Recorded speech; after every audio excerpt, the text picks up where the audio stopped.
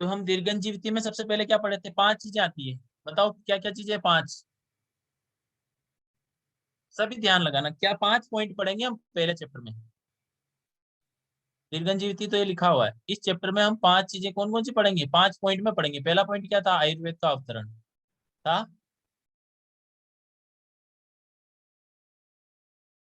आयुर्वेद का अवतरण। दूसरा क्या था? जड़ पदार्थ। जड़ पदार्थ। तीसरा? धातु साम्य। और त्रिदोष विज्ञान। हाँ, धातु साम्य और त्रिदोष विज्ञान। और त्रिदोष विज्ञान मतलब त्रिदोष का वर्णन भी यहाँ आएगा। ये सोचो कि त्रिदोष का दोषों के गुण यहाँ आएंगे, ठीक है। और धातु साम्य मतलब धातुओं का साम्य मतलब उसकी चिकित्सा। धातुओं का विषम विषम धातुओं विषम हो जाती है तो उनकी चिकित्सा कैसे की जाती है उसके बारे में बताएगा। कौन कौन सी चिकित्सा की जाती है वो बताएगा। फोर्थ क्या था? और औषधि और चिकित्सा। अच्छा, फिर फिफ्थ क्या था? द्रव्य वर्गीकरण। द्रव्य वर्गीकरण सब फोर्थ था द्रव्य वर्गीकरण। पहले द्रव्य वर्गीकरण। तो देखो हम्म। द्रव्य वर्गीकरण में क्या क्या आएगा? प्रभाव भेद से आएगा, कारण भेद से आएगा, फिर मूलिनी आएगा, फलिनी आएगा, शोधनार्थ 6 वृक्ष आएगा, उसके बाद मूत्र आएगा, दुग्ध आएगा। तो ये सभी आएंगे यहाँ, मूत्र दुग्ध ये सभी का वर्णन कहाँ आएगा। तो अब बताओ आप, आयुर्वेद का अवतरण क्या है? बताओ क्या क्या था आयुर्वेद का अवतरण, कहाँ से चालू हुआ, कहाँ खत्म हुआ? अष्टांग हृदय का किसको याद है? बताओ।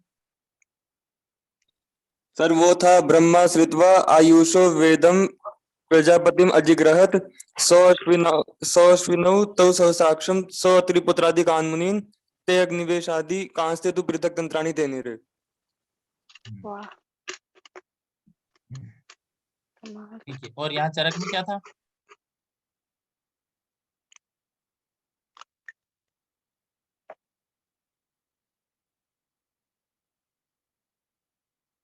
चरक में क्या था?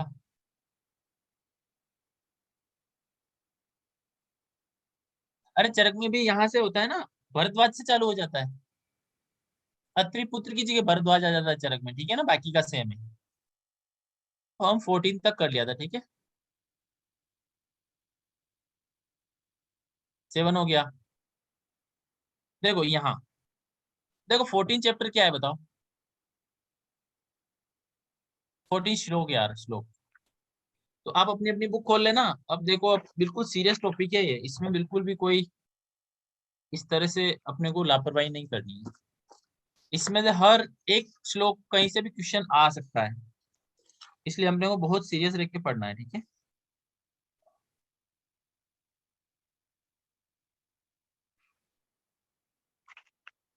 तो ये पूछ रहा है कि धर्म धर्म आदि की प्राप्ति कैसे होगी।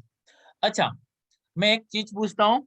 यहाँ पूछ रहा है कि 4 चीजें, धर्म, अर्थ, काम और मोक्ष, इनका मूल क्या है? आरोग्य। इसका मतलब क्या है? देखो देखो, मैं पढ़ के सुना। धर्मार्थ काम मोक्षाणाम आरोग्यम मूलम उत्तमम। आरोग्य, आरोग्य किसका मूल है? धर्म, अर्थ और काम और मोक्ष का। जैसे कैसे? जैसे आप में से किसी को आज मूवी देखने जाना है, ठीक है, मूवी देखने जाना है, मूवी देखने जाना है, लेकिन आपको फीवर है, फीवर है, जुकाम लग गई, खांसी हो गई, तो क्या आप मूवी देखने जा सकते हो? No sir. अरे कुछ लोग चले जाते हैं, लेकिन मैं बोल रहा हूँ कि बीमार हो गया, कोई बीमार है, बीमार है मतलब क्या है वो? बीमार है इसका मतलब क्या है? ये आरोग्य नहीं है। आरोग्य नहीं है तो वो क्या नहीं कर सकता? काम नहीं कर सकता। मतलब आप में से किसी को जॉब जाना है, आज जॉब जाना है 9 to 4, ठीक है, 9 to 4 जॉब जाना है। लेकिन अगर आप बीमार हो गए तो क्या आप अपना धर्म निभा सकते हो? क्या अपना काम कर सकते हो?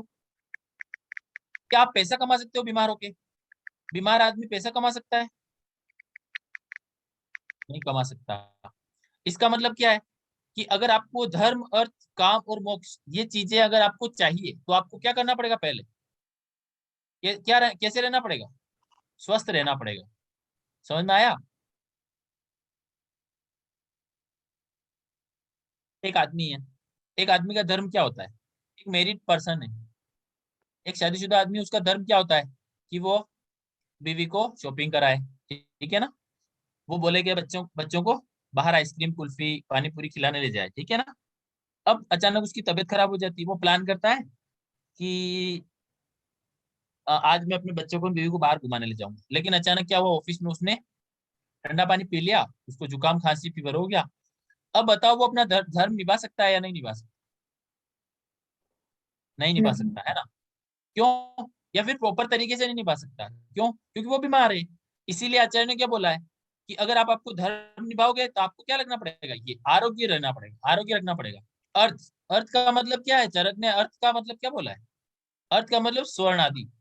पहले क्या हुआ करता था? पहले मुद्रा क्या हुआ करती थी? सोना, चांदी, हीरे, जवाहरात, माणिक्य, मुक्ता, पन्ना, ये सब हुआ करते थे, पुखराज। तो ये इसके लिए तो ये भी नहीं कमा सकता। अर्थ, काम, यहाँ पर काम का मतलब है, दो मतलब हो सकते हैं। काम का मतलब प्लेजर के रूप में भी ले सकते हैं, प्लेजर, और काम का मतलब वर्क के रूप में भी ले सकते हैं, ठीक है ना? या फिर अपनी ड्यूटी। यहाँ काम का मतलब सिंपल याद रखना, अपनी ड्यूटी, अपनी मॉरल ड्यूटी क्या है। फिर मोक्ष, तो आप अपनी ड्यूटी कब नहीं कर सकते? जब आप बीमार होगे। इसीलिए धर्मार्थ काम मोक्षाणाम आरोग्य मूलम उत्तमम। समझ में आया? ये लाइन समझ में आई? जी सर। सर ठीक है। अब Yes, देखो, sir. रो, रोगस्तस्या अपहर्तार श्रेष्ठो जीवितस्य च। इसका मतलब क्या है? रोगस्तस्या अपहर्तार, इसका अर्थ क्या है?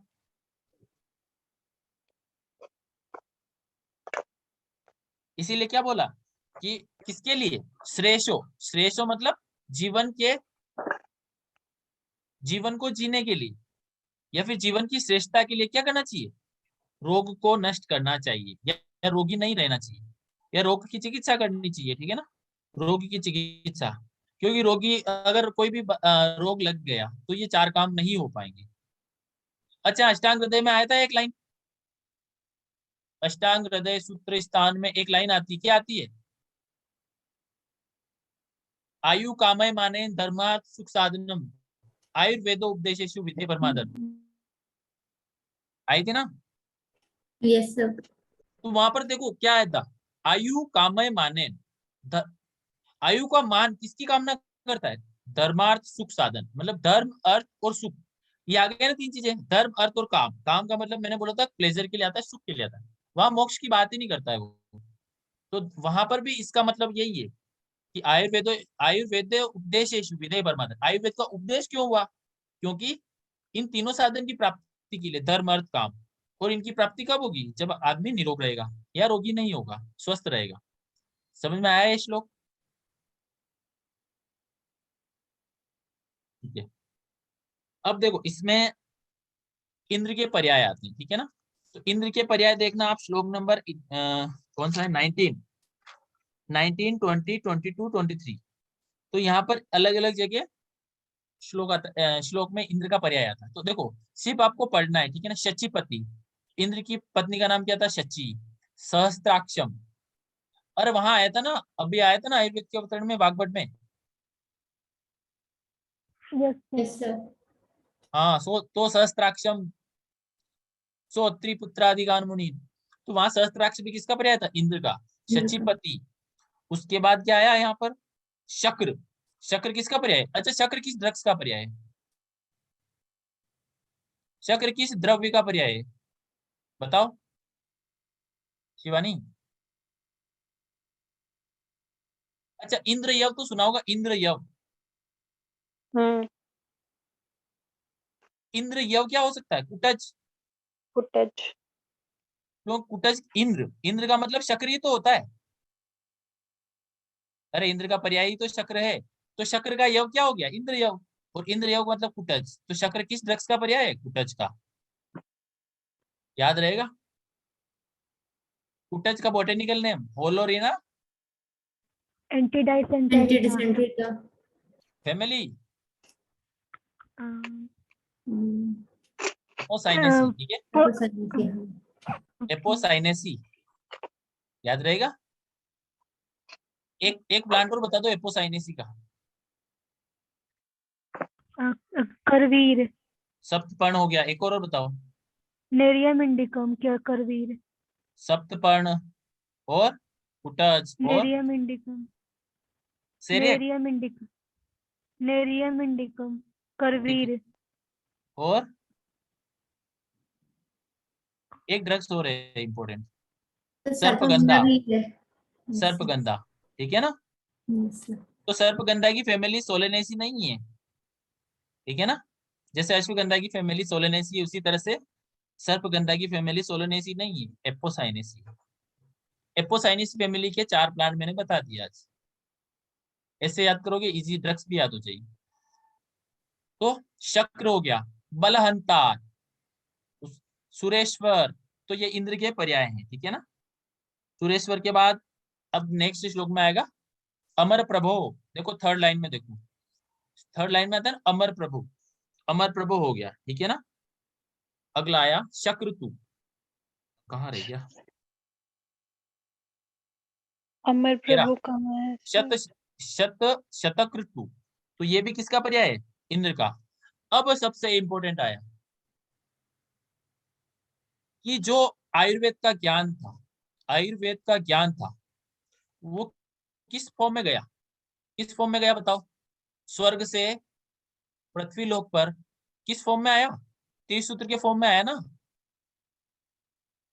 अगला श्लोक अच्छा, यही आएगा कि आयुर्वेद का ज्ञान अच्छा, किस रूप में आया, त्रिसूत्र के रूप में आया, मतलब हेतु लिंग औषध इन तीनों फॉर्म में आ गया। और वो किसने दिया, किस तरीके से दिया, तो ये रहा, पदेर अल्पम मतिर बुद्ध्वा विपुलम परम ऋषि। और वो परम ऋषि कौन था, भरद्वाज, वेरी गुड।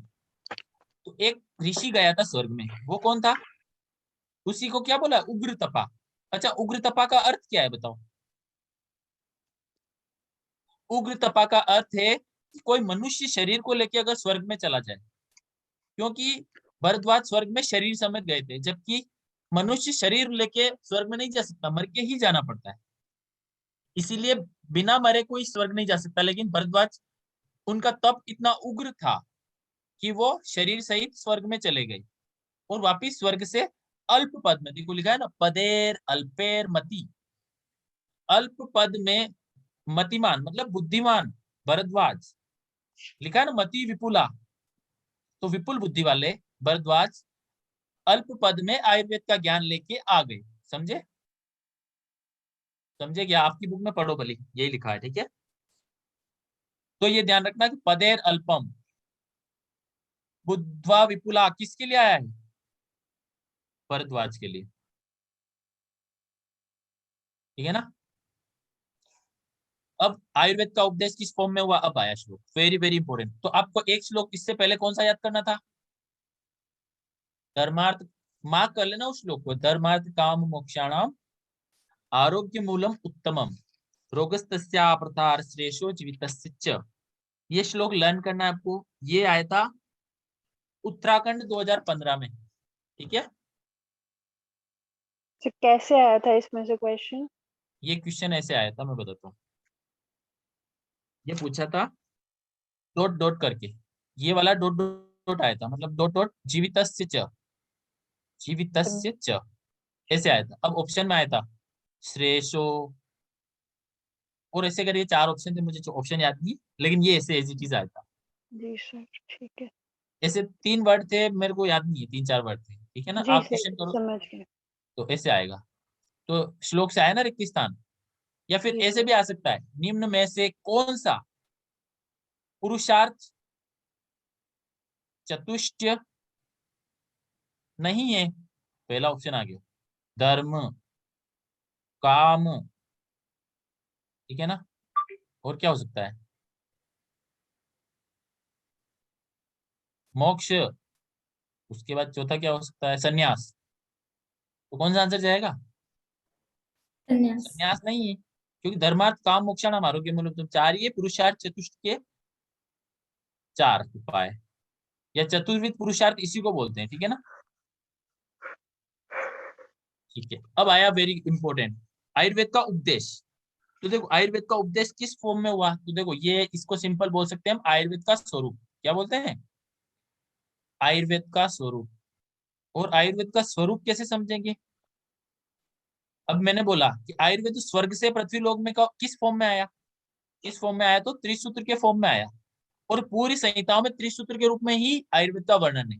तो देखो पहला है हेतु। हेतु हेतु लिंग। तो देखो तीन चीजें हैं। पहला है हेतु। हेतु का मतलब क्या है बताओ? कारण। निदान। निदान। हाँ। और औषध। अच्छा लिंग क्या हो सकता है? रूप। रूप या अरे कोई लक्षण। भी चीज का लक्षण हो गया। रूप। या फिर प्राकलिंग क्या होता है? प्राकलिंग किसको बोलता है? पूर्व रूप को। रूप। ये हो गया हेतु। हेतु में क्या क्या आ गया? त्रिविध हेतु। त्रिविध हेतु क्या है? मैंने बताया था, असात्म इंद्रियार्थ संयोग, प्रज्ञाप्रद और परिणाम। हाँ, तो यही है। उसके बाद औषधि। औषधि क्या हो सकती है? कोई योग हो सकता है, सिंगल ड्रग्स हो सकती है, योग हो गया, या फिर एकल यार ये क्या हो क्या रहा है इस बोर्ड का? एकल औषधि हो सकती है, ठीक है ना, एकल औषधि हो सकती है। तो ऐसे करके इसी फॉर्म में पूरा आयुर्वेद का वर्णन है। या तो किसी व्याधि का निदान बताएंगे, उसका कोई कारण होगा, है ना, या फिर उसका कोई लक्षण होगा, उसका पूर्व रूप होगा, या उसका उपद्रव होगा, और उसकी चिकित्सा है। बस इसी फॉर्म में तो है आयुर्वेद पूरा। ठीक है, फिर क्या बढ़ा है? ये किसके लिए? तो देखो हेतु लिंग औषध स्वस्थ आतुर परायणम। अच्छा स्वस्थ आतुर परायणम क्यों आया बताओ? कोई बता सकता है कि ये वर्ड क्यों आया कि स्वस्थ आतुर परायणम? स्वस्थ और आतुर दोनों के लिए बताया है, क्यों? फिर food is the कुछ best medicine if taken in the right way. है? क्योंकि सर आयुर्वेद का प्रयोजन है। प्रयोजन तो आप प्रयोजन भूल जाते हो। सर अगर जो आयुर्वेद का पहला प्रयोजन क्या है? स्वास्थ्य से स्वास्थ्य रक्षण। इसीलिए तो स्वस्थ के लिए है आयुर्वेद। पहले तो स्वस्थ के लिए कैसे है? क्योंकि इस चतुष्क के बाद कौन सा चतुष्क आएगा? सर स्वास्थ्य चतुष्क। स्वास्थ्य चतुष्क का मतलब क्या है? फिर स्वास्थ्य चतुष्क क्यों बोला है? पहले रोग रोग चतुष्क बोल देते कि भाई आदमी पहले बीमार होगा हमेशा। लेकिन क्यों? क्योंकि स्वस्थ व्यक्ति हमेशा स्वस्थ रहे, वो कभी बीमार ना हो। आयुर्वेद का पर्पज यही है। अरे अपनी साइंस इसीलिए तो महान है। मॉडर्न वाले क्या बोलते हैं? कोई बीमार है आ जाओ। स्वस्थ व्यक्ति मॉडर्न वाले के पास नहीं जा सकता, लेकिन आयुर्वेद के पास जा सकता है। अरे योगा सेंटर खुले हुए हैं, न्यूट्रिशन वाले बहुत सारे एक्सपर्ट बैठे हैं, योगा एक्सपर्ट, न्यूट्रिशन एक्सपर्ट, पता नहीं कौन कौन से आजकल तो दुकानें खुल गई है। तो वो क्यों बैठे हैं? क्यों बैठे हैं? मेडिटेशन वाले क्यों बैठे हैं? मेडिटेशन कोई बीमार आदमी को थोड़ी करवाता है, स्वस्थ व्यक्ति भी जाता है वहां पर पहले। उसका पर्पज यही है कि वो पहले स्वस्थ के लिए है और फिर आतुर के लिए। ठीक है ना? तो आयुर्वेद का प्रयोजन भी यही है। प्रयोजनम चाश्चित स्वस्थस्य स्वस्थ रक्षणम आतुर स्वीकार प्रशमनम च। तो ये दो प्रयोजन है। तो पहला प्रयोजन सिद्ध होना जरूरी है अपना, दूसरा प्रयोजन हो ना हो। लेकिन आजकल क्या है ना कि आयुर्वेद में सब बीमारी आते हैं, स्वस्थ व्यक्ति बहुत कम आते हैं। तो ये इसीलिए त्रिसूत्र आयुर्वेद का त्रिसूत्र आयुर्वेद का किसके लिए महत्व है? पहले स्वस्थ के लिए, फिर आतुर के लिए। इसीलिए स्वस्थ आतुर परायणम त्रिसूत्रम शाश्वतम। और वो देखो मैंने यह बोला था कि त्रिसूत्र आयुर्वेद क्या है? वो शाश्वत है, पुण्य है। और ये किसने बताया? ये आयुर्वेद किसने बताया? पितामह। पितामह कौन है? भी क्योंकि ब्रह्मा जी ने आयुर्वेद का क्या किया था? भीष्म स्मरण। स्मरण किया था। इसका मतलब क्या है कि ब्रह्मा जी से पहले भी आयुर्वेद था, केवल उन्होंने स्मरण किया। उन्होंने बैठा, ध्यान लगाया और स्मरण कर लिया। मतलब आयुर्वेद तो ब्रह्मा जी से पहले भी है। इसीलिए वो क्या है? शाश्वत है। शाश्वत किसको बोलते हैं? जिसका अरे ना शाश्वत आदि हो किसको ना बोलते अंत हैं? हो। जो हमेशा नित्य होता है। नित्य, हमेशा, हमेशा हो। और जिसका न आदि हो ना अंत हो। अनादि बोला है ना, अनादि वर्ड क्यों आया है? आयुर्वेद के लिए अनादि वर्ड आता है। अरे कहाँ आता है? क्या चरक में आयुर्वेद के लिए अनादि वर्ड? सर 30 चैप्टर में। 30 में आता है ना, यस। अनादित्वात शाश्वतवात, है ना? तो 30 चैप्टर में आता है, चरक सूत्र 30 में। तो ये ध्यान रखना कि त्रिसूत्र आयुर्वेद क्या है, शाश्वत है, पुण्य है। जो किसने बोला, पितामह ने बोला, मतलब ब्रह्मा जी ने बताया। याद रहेगा। देखो हिंदी में लिखा है, जिस आयुर्वेद को ब्रह्मा ने जाना। जाना का मतलब क्या है, लिखा नहीं उन्होंने खुद से, उन्होंने स्मरण करके जाना उसको। फिर चिकित्सा परंपरा स्वर्ग में चल रही थी। फिर कृतयुग के बाद धर्म नष्ट हुआ, मैंने बता दी पूरी कहानी ना, कि कलयुग आया, सतयुग, सतयुग के बाद क्या आया, त्रेता युग, द्वापर युग। तो वहां पर, अरे द्वापर युग में राम रावण था ना, जी सर। अब पाप होने लग गया था तो लोग बीमार होने लग गए थे। अरे लक्ष्मण का इलाज किसने किया था,